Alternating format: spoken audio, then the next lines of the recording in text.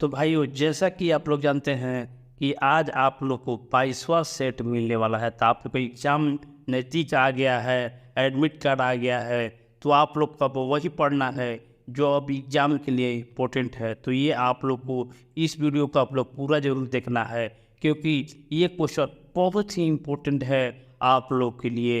आप लोग इसको पूरा ज़रूर देखिएगा। चलिए शुरू करते हैं हम अपना वीडियो। देखिए, पहला प्रश्न है, नौ नालंदा महाविहार किसके लिए विख्यात है? देखिए, नौ नालंदा महाविहार किसके लिए विख्यात है? देखिए, नालंदा जो है वो नालंदा विश्वविद्यालय जो है हेनसांग स्मारक के लिए प्रसिद्ध है। देखिए, महावीर के जन्म स्थल वहाँ पर नहीं हुआ था, पाली अनुसंधान संस्था नहीं है और संग्रहालय भी नहीं है। तो हेनसांग स्मारक के लिए नौ नालंदा महाविहार विख्यात है। बोध गया में बोधि वृक्ष अपने वंश की किस पीढ़ी का है? देखिए, किस बोधि वृक्ष जो बोध गया में है वो किस पीढ़ी का है? किस पीढ़ी का है? देखिए, चतुर्थ पीढ़ी का है। देखिए, इसको नष्ट होने के बाद श्रीलंका से लाकर बोध गया में बोधि वृक्ष को लगाया गया था, वो चतुर्थ पीढ़ी का है। बिहार के किस पर्यटन केंद्र पर गर्म जल अनेक स्रोत है? देखिए, किस पर्यटन केंद्र पर गर्म जल के अनेक स्रोत है? देखिए, ये क्वेश्चन बिहार एसएससी में आया हुआ था। देखिए, देव, बिहार शरीफ, राजगीर और पावापुरी। देखिए, ये राजगीर जो है, राजगीर यहाँ पर गर्म जल के अनेक कुंड हैं। विष्णुपद मंदिर कहाँ स्थित है? विष्णुपद मंदिर कहाँ स्थित है? देखिए, विष्णुपद मंदिर जो है वो गया में स्थित है। निम्नलिखित में से किस नगर में जापानियों ने विश्व शांति स्तूप का निर्माण कराया था? देखिए, जापानियों ने विश्व शांति स्तूप का निर्माण करवाया था और ये है राजगीर में। राजगीर में विश्व शांति स्तूप का निर्माण करवाया गया था। बोध गया में महाबोधि मंदिर बनाया गया था, जहाँ देखिए महाबोधि मंदिर बनाया गया था, वहाँ पर क्या हुआ था? गौतम बुद्ध पैदा हुए थे, गौतम बुद्ध की ज्ञान की प्राप्ति, गौतम बुद्ध के प्रवचन और गौतम बुद्ध की मृत्यु। देखिए, ये चारों प्रश्न जो है आप लोग के लिए इम्पोर्टेंट है। तो बोध गया में क्या हुआ था? तो गौतम बुद्ध की ज्ञान की प्राप्ति हुआ था और यहाँ पर पैदा हुए थे लुम्बिनी में। प्रथम प्रवचन जो दिए थे वो सारनाथ में दिए थे और गौतम बुद्ध की मृत्यु जो हुआ था वो कुशीनगर में हुआ था। ये भी आप लोग को याद रखना है। ईसा पूर्व 6ठी शताब्दी में विश्व की प्रथम गणतांत्रिक व्यवस्था कहाँ थी? देखिए, 6ठी शताब्दी में विश्व का प्रथम गणतांत्रिक व्यवस्था पूछे तो डायरेक्ट आप लोग वैशाली मारिए, वैशाली आप लोग का उत्तर हो जाएगा। अब इसमें सोचने समझने का कोई चांस ही नहीं है, वैशाली ही होगा। नेक्स्ट क्वेश्चन है कि किस नगर में सूर्य मंदिर विख्यात है? किस नगर में सूर्य मंदिर विख्यात है? देखिए, देव औरंगाबाद में सूर्य मंदिर विख्यात है। बिहार का प्रसिद्ध पर्व कौन है? बिहार का प्रसिद्ध पर्व कौन है? ये कौन नहीं जानता है? देखिए, आप हमारे कमेंट बॉक्स में इसका जरूर जवाब दीजिएगा कि बिहार का प्रसिद्ध पर्व कौन है। ये हमारे कमेंट बॉक्स में एक कमेंट जरूर कीजिएगा, इसका मुझे इंतजार रहेगा कि कौन कौन इसका आंसर जानते हैं। नेक्स्ट क्वेश्चन है, बिहार के पेंटिंग विद्या कौन सी है? बिहार की पेंटिंग विद्या कौन सी है? तो देखिए, आप ऑप्शन देख के भी इसका आंसर कर सकते हैं। देखिए, मधुबनी, श्रीरंगम, पिछवाई और मुगल। देखिए, इसमें से आपको ऑप्शन देखकर भी आप इसको आंसर कर सकते हैं। तो देखिए, बिहार में मधुबनी स्थित है, इसलिए मधुबनी पेंटिंग बिहार के पेंटिंग विद्या है। ताप उत्क्रमण होता है, ताप उत्क्रमण होता है। देखिए, धनात्मक श्वास दर, ऋणात्मक श्वास दर, तटस्थ अवस्था और इनमें से कोई नहीं। तो ताप जो होता है वो ऋणात्मक श्वास दर होता है।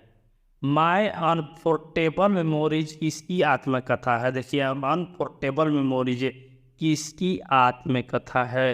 देखिए, ये होगा ममता बनर्जी का। ये आप लोग जरूर याद कर लीजिएगा कि माय अनफोर्टेबल मेमोरीज जो है वो ममता बनर्जी की रचना है। G8 में सबसे बाद आने वाला देश कौन है? सबसे बाद आने वाला देश कौन है? तो इसका आप लोग अगर ट्रिक नहीं जाते होंगे तो हमारे कमेंट बॉक्स में कमेंट जरूर कीजिएगा, हम आपके देने का प्रयास जरूर करेंगे। तो कमेंट जरूर कीजिएगा। तो सबसे बात आने वाला देश जो है वो रूस है। रूस इस प्रश्न का सही जवाब होगा। दक्षिणी सूडान की राजधानी है, दक्षिणी सूडान की राजधानी। देखिए बीपीएससी में 1 से 2 क्वेश्चन राजधानी से पूछ ही दे रहा है, ये भी आप लोग को ध्यान में रखना है कि दक्षिणी सूडान की राजधानी जुबा है। जुबा दक्षिणी सूडान की राजधानी है। अत्यधिक प्रदूषणकारी उद्योग किस कोटि में आते हैं? प्रदूषणकारी उद्योग जो है किस कोटि में आते हैं? देखिए लाल रंग जो है वो अत्यधिक प्रदूषणकारी उद्योग की कोटि में आते हैं। करगम कहाँ का लोक नृत्य है? करगम जो है हमेशा इम्पोर्टेंट है, आता ही आता है। तो करगम जो है वो तमिलनाडु का लोक नृत्य है। गोवा में सती प्रथा समाप्त करने वाला पुर्तगाली गवर्नर कौन था? पुर्तगाली गवर्नर कौन था? गोवा में सती प्रथा, देखिए सती प्रथा गोवा में अंत करने वाला था, वह था अल्बुकर्क। द्रोणाचार्य पुरस्कार दिया जाता है, द्रोणाचार्य पुरस्कार दिया जाता है। देखिए ये होगा खेल के मैदान में उत्कृष्ट शिक्षकों को, जो विशेष ट्रेनर जो होता है उसको द्रोणाचार्य पुरस्कार से सम्मानित किया जाता है। ऊपरी मृदा का अधिकतर मात्रा बनाई गई है, ऊपरी मृदा का अधिकतर मात्रा बनाई गई है। देखिए इसका जो उत्तर होगा औषधि सेल के द्वारा ऊपरी मृदा का अधिकतर मात्रा बनाई गई है। निम्न से किसको केंद्रीय सरकार के वर्तमान राजस्व में शामिल नहीं किया जाता है? किसको देखिए राजस्व में शामिल नहीं किया जाता है? जैसे कर राजस्व, क्रेता राजस्व, ऋण के भुगतान और ऋण। देखिए केंद्र सरकार में वर्तमान में राजस्व में शामिल नहीं किया जा सकता है। देखिए ऋण को राजस्व में शामिल नहीं किया जा सकता है। निम्न विख्यात खिलाड़ियों में से राजीव गांधी खेल रत्न पुरस्कार पाने वाला पहला व्यक्ति कौन था? देखिए राजीव गांधी खेल रत्न पुरस्कार पाने वाला पहला व्यक्ति कौन था? बहुत ही इम्पोर्टेंट है। ये होंगे विश्वनाथन आनंद। विश्वनाथन आनंद को सबसे पहले खेल रत्न पुरस्कार से सम्मानित किया गया था।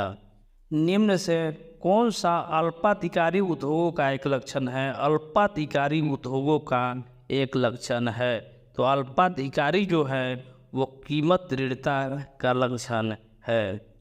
जब कोई सर्व उद्योग अपने अपशिष्ट को नदी में बहाकर जल प्रदूषण पैदा करता है तो स्वास्थ्य जोखिमों पर लगने वाला लागत को क्या कहा जाता है?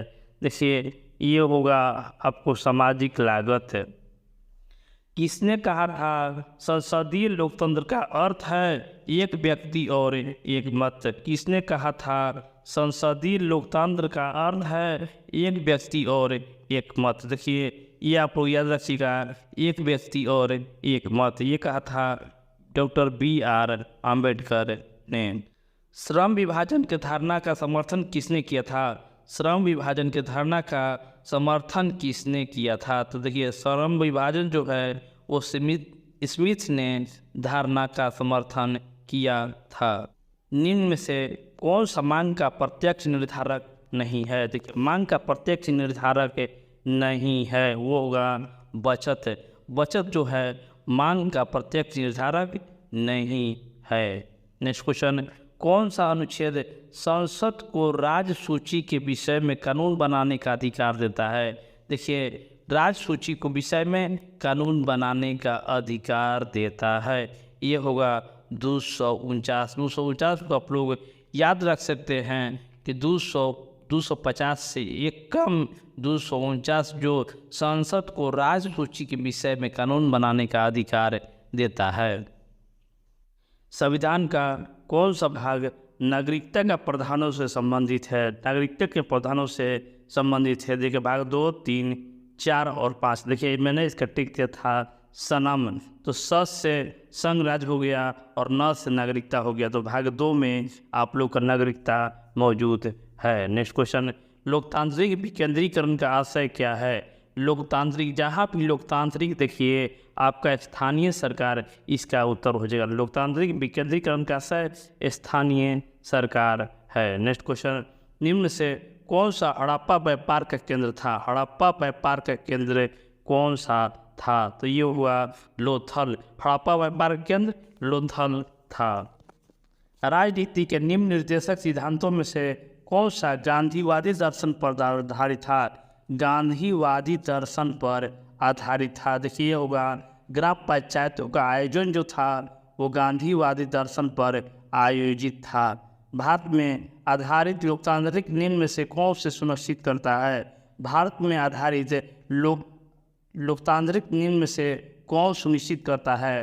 पंचायती राज, अधिराज्य परिषद, राष्ट्रपति और CAG। देखिए ये होगा पंचायती राज।